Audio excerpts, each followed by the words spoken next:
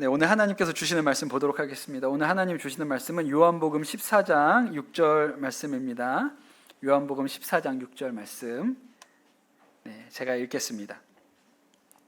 예수께서 그에게 말씀하셨다. 나는 길이요 진리요 생명이다. 나를 거치지 않고서는 아무도 아버지께로 갈 사람이 없다. 아멘. 하나님의 말씀입니다. 요새 텔레비전 프로그램들 중에 또 이렇게 유튜브 보면 목사님, 신부님, 스님이 같이 나와가지고 얘기하고 뭐 이런 프로그램들이 있죠. 예능에도 이렇게 같이 나와가지고 뭐 얘기하고 뭐 그런 프로그램들을 본 적이 있습니다. 보면 어떠세요? 재밌죠? 성직자들마다 이렇게 특성이 있잖아요. 그런데 사실 저는 예능이 아니라 그런 경험을 직접 해본 사람이죠. 그것도 뭐 하루 이틀이 아니고 제가 군목으로 훈련할 때 신부님하고 스님들하고 같이 어울려서 훈련을 받았고, 그래서 3개월 동안 이 신부님 스님들하고 먹고 자면서 그러면서 이렇게 훈련을 했어요. 그러다 보니까 이 세 부류의 종교인들에 대해서 이렇게 성품적으로 또 인간적으로 이렇게 볼 기회들이 있었던 거죠. 여러분, 제가 한번 물어볼게요. 목사, 신부, 스님 중에 제일 성품적으로 인간적으로 이렇게 좋았던 성직자 그룹이 어딜까요? 누가 제일 좋았을 것 같아요? 절에서 오셨어요? 왜 스님이 다 좋다 그럽니까? 당연히 무조건 몰라도 그냥 목사가 좋다 그래야지. 목사님이 최고예요, 목사님 최고예요 그래야지. 분명히 성당 가서 물어보면 신부님 최고라 그럴 텐데 교회에선 스님이 좋다고 그랬어요.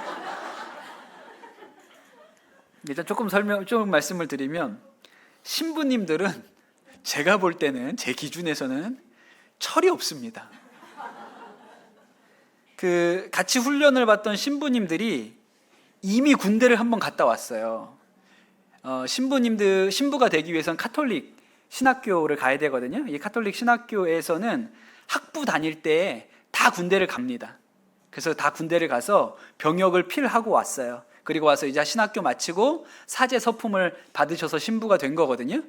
그런데 이제 주교님들이 그렇게 일반 성당에서 사목을 하고 계시는데 하실 때 주교가 이렇게 면목을 찍습니다. 너 다시 군대 가서 목회해, 사목해 이렇게 찍습니다. 그러면 아무 소리 못하고 다시 군대 갑니다. 그것을 순명이라고 해요. 주교의 말씀에 순종하는 것을 순명이라고 하거든요. 그래서 그분들은 이미 병역을 필했는데도 불구하고 다시 군대에 온 게 된 거예요. 좋겠어요?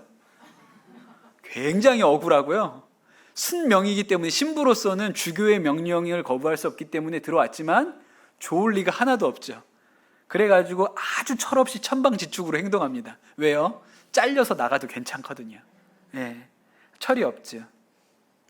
근데 이 신부님들이 나이는 제일 많으세요. 훈련하는 그룹 중에. 왜냐하면 군대를 일단 갔다 왔으니까 나이들이 많으세요. 30대 초중반 정도 되셨어요. 목사들은 좀 어떨까요? 저도 목사지만 목사들이 그 중에 제일 어립니다. 저도 27에 입대했으니까, 목사 안수 받고 27에 갔으니까 진짜 어리죠. 그래서 그런지 몰라도 목사들이 가지고 있는 특징은 좀 자기중심적이에요. 그리고 세상을 많이 안 살아봤기 때문에 다 지들이 잘난 줄 알고 좀 이렇게 뭐가 좀 덜 빠져서, 제가 지금 가면 그렇게 안 할 것 같은데 그때는 27살이고 하여튼 내가 잘난 사람처럼 그렇게 생각을 하는 경향이 있어요. 천방지축은 아닙니다. 목사들은 기본적으로 이렇게 지켜야 될 거는 잘 지켜낸다고 생각을 해요. 그런데 이렇게 가만히 들여다보면 보통 다 자기가 좀 옳고 그렇다 보니까 좀 뾰족뾰족합니다. 목사들은 또 교단도 다 다르잖아요. 그러니까 서로 감리교가 맞지, 장로교가 맞지, 아무리 그래도 순복음이지, 뜨거운 건 우리가 최고지, 이런 게 있어서 좀 목사들은 좀 뾰족뾰족해요. 목사 얘기는 여기까지만 하겠습니다. 영업 비밀이니까 너무 많이 얘기하면 좀 곤란할 것 같고. 제가 본 스님들은요, 대체로 성품이 되게 좋습니다. 성격이 좀 둥글둥글 하시기도 하고 온화한 면이 있어요. 잘 어울리고, 그러니까 신부랑도 잘 친하고요, 목사랑도 잘 친하게 지내는 분들이 스님들이에요. 그리고 화도 잘 안 내고. 근데 좀 이상하죠. 신부님들이 철이 없는 이유는 결혼을 안 하기 때문에 철이 없으신 거거든요. 그러니까 30대 초중반인데 다 결혼 안 하고 독신 생활 하니까 뭐 거칠 게 별로 없어요. 그 사람이 철이 들려면 아내한테 좀 혼나야 철이 듭니다. 근데 이게 뭐 그럴 일이 없으니까 그냥 다 이게 좀 그렇게 하시죠. 근데 신부님이 아니라 스님들도 결혼 안 하시거든요. 근데 신부님들은 그렇진 않아요. 왜 그럴까요? 절이라는 것은 기본적으로 공동생활을 전제로 합니다. 신부님들은 신학교 들어갔을 때부터 독방에 살아요. 각자. 신부들은 혼자 사는 거 되게 중요하게 여기거든요. 하나님 앞에도 혼자 선다 그러고 이제 독거하는 거 되게 중요하게 생각해요. 그런데 절은 그렇지 않죠. 절 가면요 10명, 20명 같은 방에서 잡니다. 그러니까 기본적으로 몸에 다른 사람을 배려하고 조심하는 게 이렇게 몸에 다 익혀져 있죠. 그리고 또 중요한 것 중에 하나는 불교가 가지고 있는 기본적인 교리 철학이라는 게 이래도 되고 저래도 돼요. 꼭 야 나대로만 너가 해탈을 얻을 수 있어 이런 게 아니에요. 나는 나대로 깨달음을 얻고 너는 너의 방식대로 깨달음을 얻는 거지. 그러니까 방법은 많으니까 나만 옳다 이렇게 얘기하는 게 없습니다. 이 불교가 인도에서 시작됐죠. 사실은 그 바탕에는 힌두교가 깔려 있는데 힌두교도 마찬가지예요. 비슈뉴를 믿든 시바를 믿든 아니면 돈 제일 잘 벌게 해주는 신은 가네시거든요. 코끼리. 가네시를 믿든 상관없어요. 우리가 볼 때는 가네시를 섬기는 사람들은 너무 세속적이에요. 그 사람들은 돈 잘 벌게 해달라고 그게 자신들이 가지고 있는 믿음이니까. 그런데 아무도 이런 일에 대해서 비판하지 않습니다. 우리가 그렇게 믿으면 넌 너무 세속적이야. 너는 어떻게 그렇게 기복적인 신앙을 가져? 이렇게 얘기할 텐데 힌두교에서는 그렇게 얘기하지 않으세요. 그래서 어떤 사람은 해탈을 얻기 위해서 쫄쫄 굶어요. 근데 어떤 사람은 가네시한테 기도합니다. 부자 되게 해달라고. 코끼리 앞에 가서 절해요. 그러니까 뭐 이렇게 살아도 상관없고 저렇게 살아도 상관없다고 얘기하죠. 그런데 이런 태도가 사실 오늘을 살아가는 우리한테는 더 잘 맞습니다. 그래서 스님들하고 함께 있잖아요. 그럼 편해요. 다 잘 어울리니까요. 고기도 잘 드시고 뭐 제가 같이 근무했던 스님들은 성품도 진짜 좋으셨어요. 동지가 되면 저한테 팥죽 쏟아 주셨고 또 초파일 되면 절에다가 제 이름으로 엄지연 목사라고 해가지고 앞에다가 등도 달아주고. 그러니까 뭐 이게 뭐 거리는 게 없어요. 뭐 이렇게 뭐 그냥 좋은 게 좋은 거예요. 그냥 뭐 목사님은 목사님 방식대로 믿는 거고 우리는 우리 방식대로 믿으니까 하여튼 뭐 우리 방식대로 좋은 거니까 등도 달아드리고 뭐 이렇게 하는 거예요. 그런데 여러분도 저에 대해서 조금 아시지만 저는 어때요? 저는 조금 까칠하잖아요. 저는 성격이 이렇게 막 둥글둥글하고 누구한테나 잘해주고 이런 스타일은 아닙니다. 그래서 이렇게 스님들하고 교제하면서도 대화를 하면 제 마음에는 부담이 있어요. 무슨 부담이 있죠? 우리는 복음 전해야 된다, 전도해야 된다는 부담이 있어요. 그래서 제가 이렇게 얘기를 하죠. 스님들한테. 스님, 그 교회에서는요 이렇게 믿습니다. 성경에는요 이런 말씀들이 있어요. 그래서 우리는 이걸 이렇게 받아들이고 이렇게 삶에 적용을 합니다. 이런 얘기를 제가 일부러 조심스럽게 하죠. 그럼 스님 뭐라 그럴까요? 아 그러시군요 목사님. 우리랑 비슷하네요. 목사님 우리도 그런 게 있습니다. 아이고 들어보니까 우리랑 참 비슷한 게 많네요. 이렇게 해요. 저는 계속 다르다고 얘기하는 거거든요. 절하고 우리는 이렇게 달라요. 절하고 우리는 이렇게 달라요. 이렇게 얘기하는 건데 근데 스님은 얘기를 들으면 아 목사님 비슷하네요. 아 저희도 비슷한 게 있습니다. 그렇게 얘기를 해요.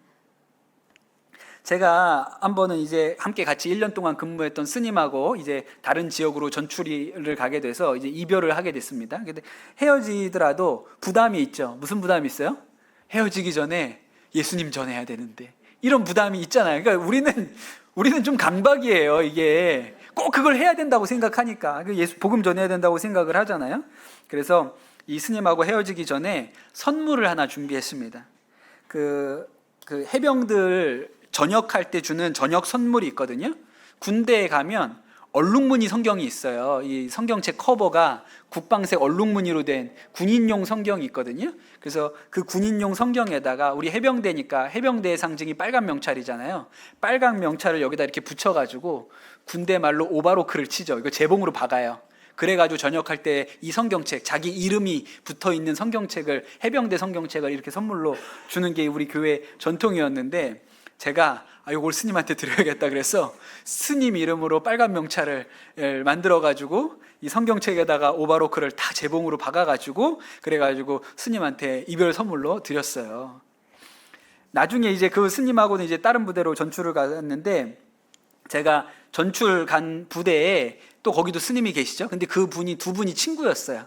동기였어요. 두 분이 친한 친구 사이였는데, 그 친구 스님이 그 소식을 전해주는 거예요. 그 저랑 같이 근무했던 스님 소식을 전해주는데 하시는 얘기가, 그때 목사님 그 저기 오태양 법사한테 저한테 그 뭐 헤어질 때 성경책 선물로 주셨다면서요. 그래서 맞습니다 그랬더니 그 얘기를 하시더라고요.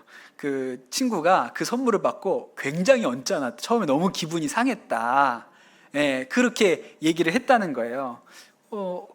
어떻게 내가 스님인데 나한테 이렇게 성경책을 이름까지 써가지고 뗄 수도 없게 이렇게 박아가지고 나한테 이렇게 줄 수가 있냐, 좀 언짢다고 그런 얘기를 하셨나 봐요. 그랬더니 그때 저랑 새로 만난 스님이 그 친구한테 뭐라고 얘기했냐면, 야, 너가 아직 돌을 덜 닦아서 그래. 그게 뭐가 기분이 나쁘냐.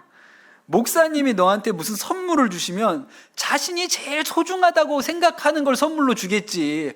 목사님 입장에서요, 성경책이 귀한 거니까 성경책을 너한테 준 건데 그걸 뭘 기분 나쁘다고 생각을 하냐. 부처님 마음으로 받아야지. 그렇게 자기가 당신이 그 친구한테 얘기를 하셨다는 거예요. 그러니까 스님들이 되게 마음이 좋죠. 그러니까 스님들은요, 상관이 없어요.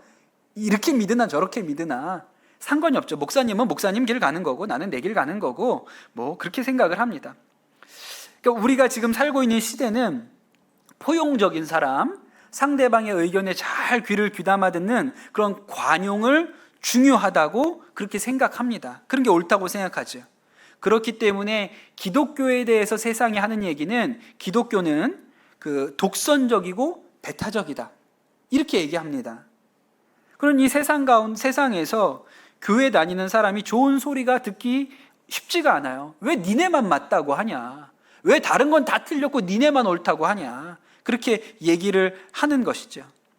그런데 여러분, 우리가 가지는 믿음이라는 것이 바탕이 그런 거예요. 우리는 이래도 좋고 저래도 좋은 믿음을 가지고 있지 않습니다.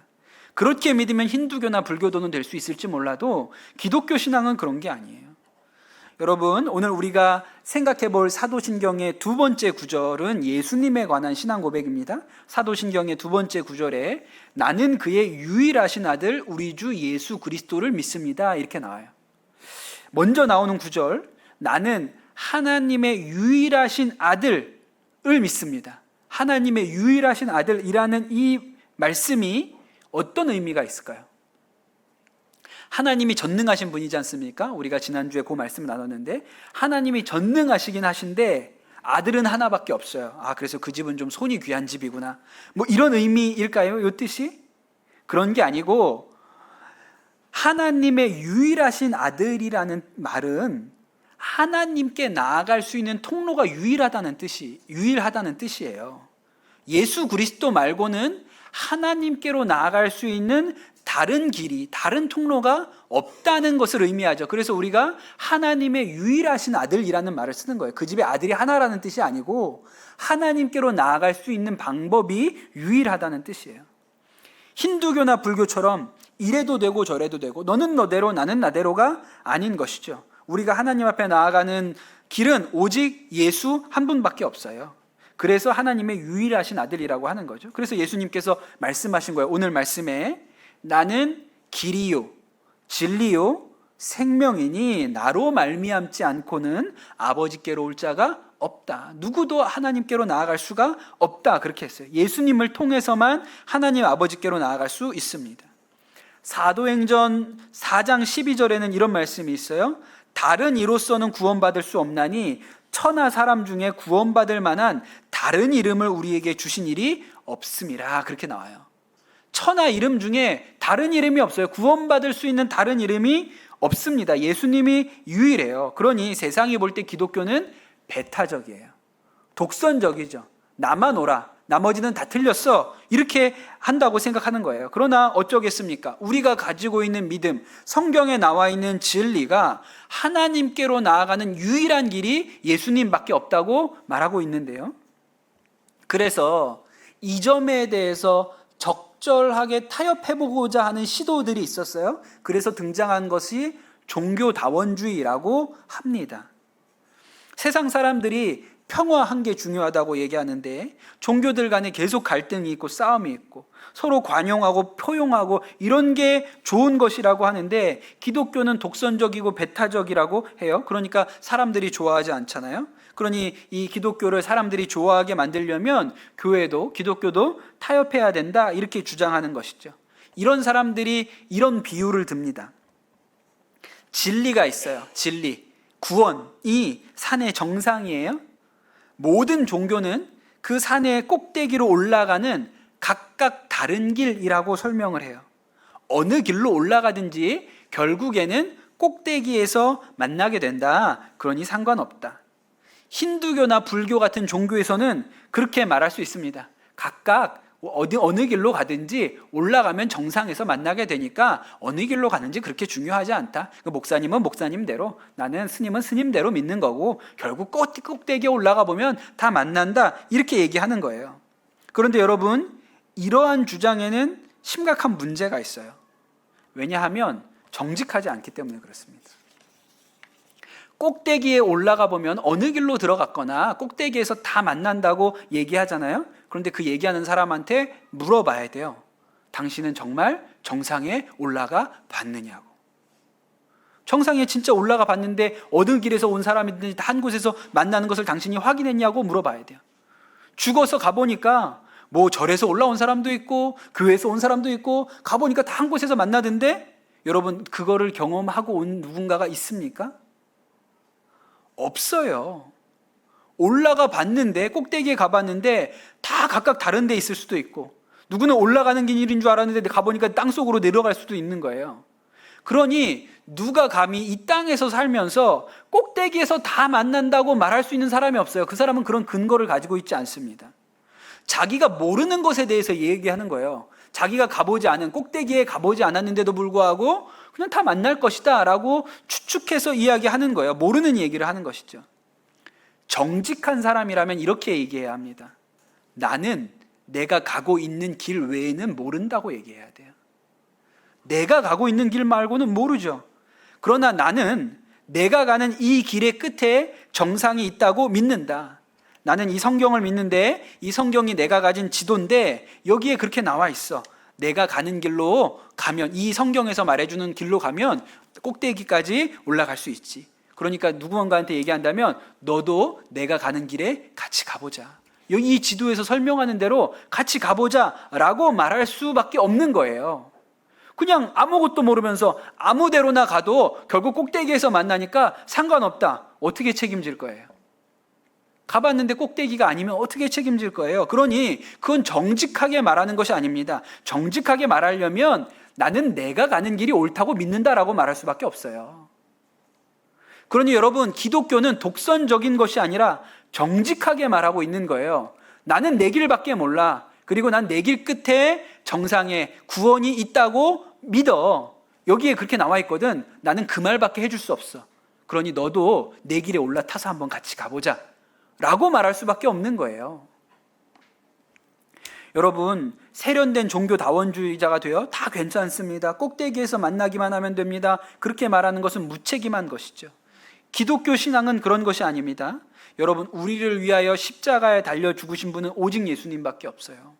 우리를 위하여 하늘 보좌를 버리시고 이 땅에 오신 분도 예수님밖에 없습니다. 우리를 위해서 무덤을 박차고 부활 생명의 길을 여신 분도 오직 예수님밖에 없어요.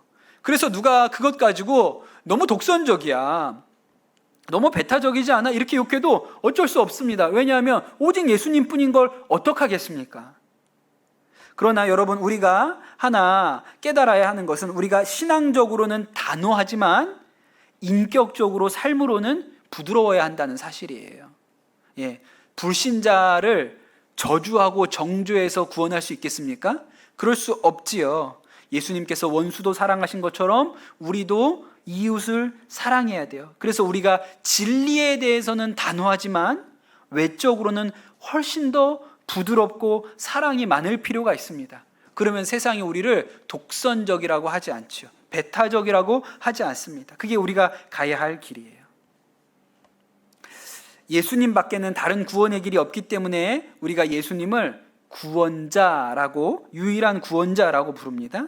그래서 예수님의 다른 이름이 그리스도예요. 그리스도는 히브리어로는 메시아라고 쓰는데 구원자라는 말이죠.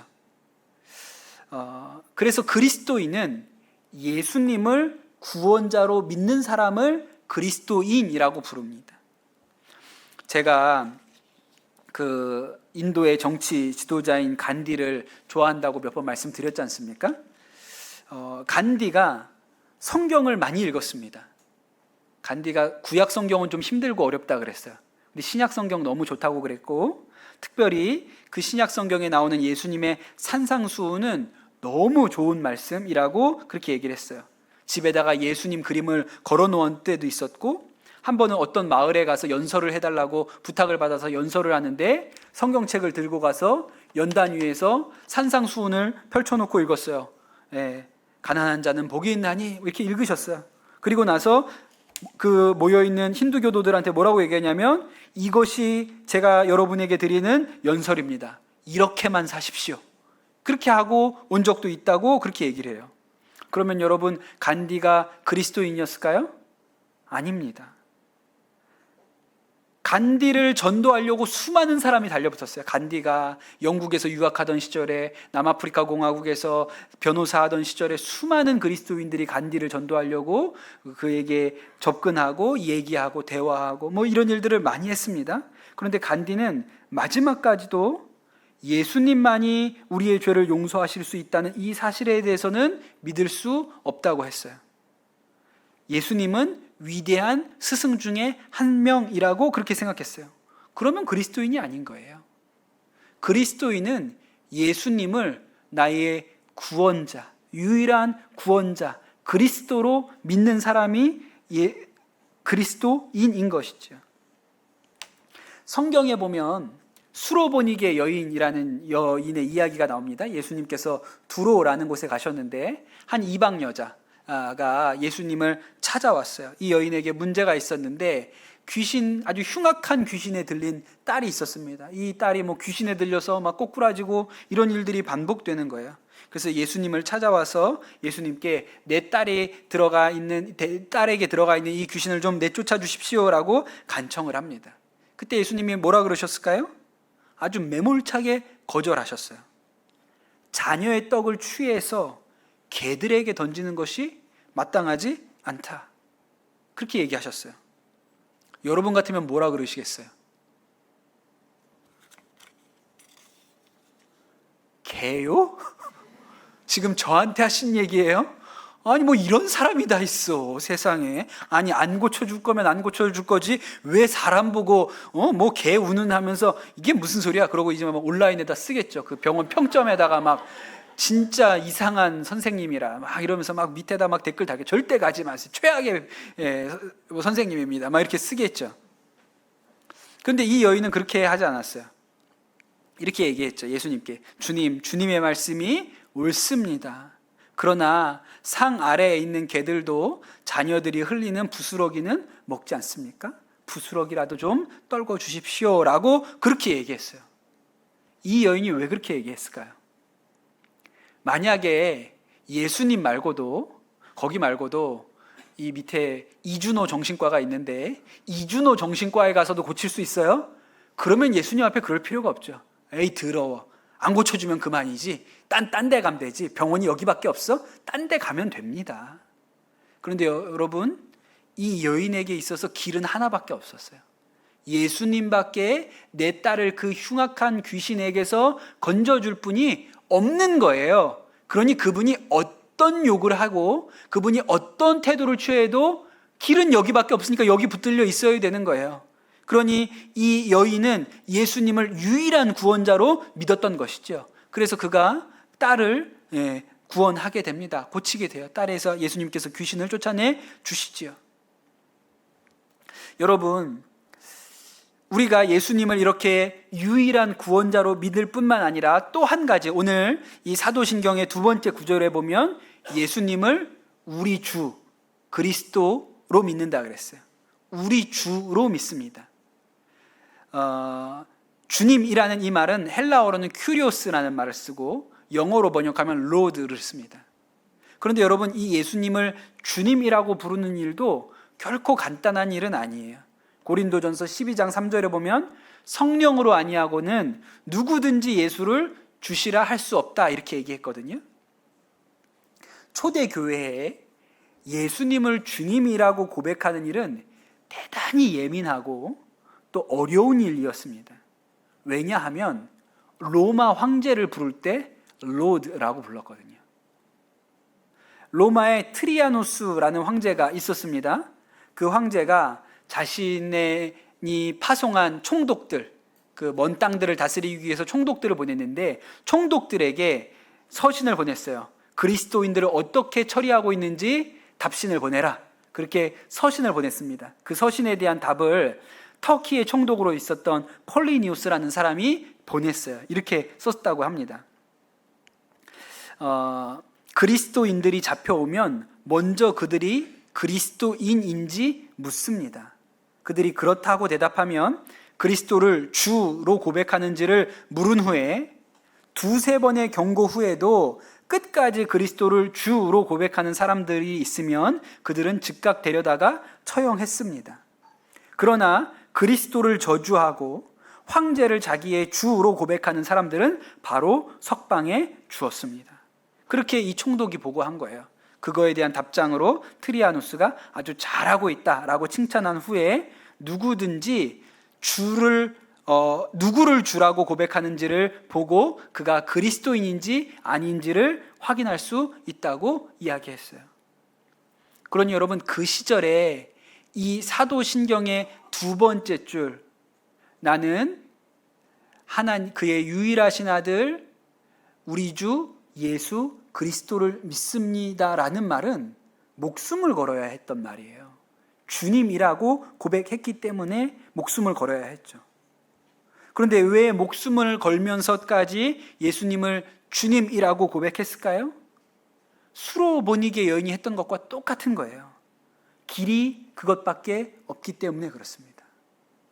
예수님 말고는 다른 구원이 없어요. 로마 황제를 로드라고 부른다고 그가 나를 구원해 주지 않습니다.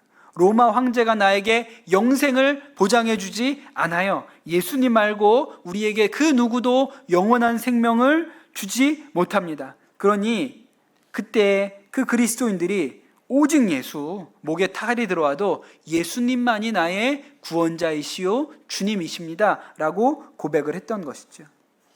사도 바울이 이렇게 얘기하죠.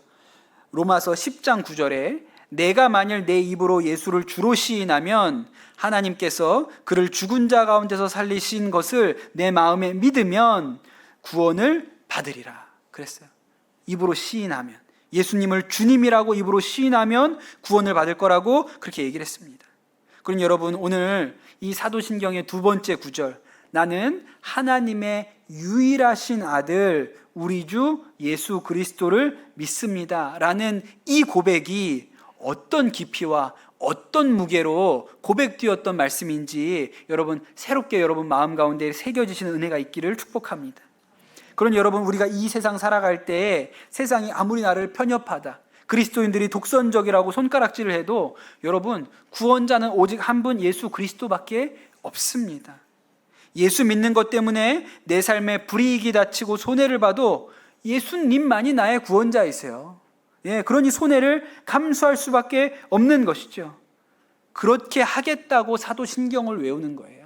사도신경은 그냥 외우기 때문에 외우는 것이 아니고 생각 없이 따라하는 것이 아니고 이 고백을 담아서 외우는 것입니다. 여러분, 2000년 전에 초대교회 성도들만 목숨을 걸고 예수님을 주님이라고 고백했던 게 아니에요. 지금 우리와 동시대를 살아가고 있는 사람들 중에도 동일한 깊이와 동일한 무게로 이 사도신경의 고백을 하는 이들이 있다는 것을 우리가 알아야 합니다. 한 말레이시아 여성의 간증이에요. 제가 읽어드리겠습니다. 꾸란의 첫 장 6절에 우리에게 곧은 길을 보이리라는 구절을 외우고 또 외워도 나는 그 곧은 길을 도무지 찾을 수 없었습니다. 종교 선생은 내가 질문할 때마다 항상 가르침을 그대로 받아들이고 결코 묻지 말라는 대답으로 일관했습니다. 그래서 나는 다른 곳에서 답을 찾으려 했습니다. 몇몇의 기독교인 친구들과 교회에 예배를 드리러 갔습니다. 그 후 나는 나의 영어 선생님 집에서 모이는 기도 모임에 계속해서 참석했고, 나의 가정에서 결코 경험해 보지 못했던 사랑을 느꼈습니다. 어느 주일 오후 예수님 그림을 받아 가지고 집에 왔다가 가족들에게 들켜서 가족들에게 수없이 맞고 집에서 쫓겨났고 학교도 그만두게 되었습니다. 그러나 나는 몰래 교회를 나갔고 거기에서 남편도 만나게 되었습니다. 성경 공부를 계속하면서 나는 놀라운 사실을 발견했습니다. 내가 곧 길이요 진리요 생명이니 나로 말미암지 않고는 아버지께로 올 자가 없느니라는 성경의 말씀이 내가 그렇게 궁금했던 우리에게 곧은 길을 보이시라는 그 꿀한 구절의 답이었던 것입니다. 나는 예수 그리스도만이 나의 구원자이시며 나의 주님이라고 고백했습니다. 1년 후 하나님께서 우리 가정에 아들을 주셨습니다. 아들의 출생 신고를 했을 때 아들의 종교란에다가 기독교라고 표시를 했습니다. 한밤중에 종교부 경찰들이 우리 집에 찾아왔습니다. 그들은 왜 내가 기독교인으로 개종했는지 신문했고, 나는 꿀안에 기록된 구세주는 예수님이며 무하마드는 그 소식을 전달하는 전달자에 불과하다고 증언했습니다. 나는 또 그들에게 나의 개종은 나의 책임이며 심판날에 하나님 앞에서 나 홀로 서서 판단을 받을 것이다 라고 말했습니다. 나의 설명을 듣고 그 사람들은 떠나갔습니다. 나는 확실하고 담대히 증언할 수 있는 믿음을 주신 하나님께 감사를 드렸습니다.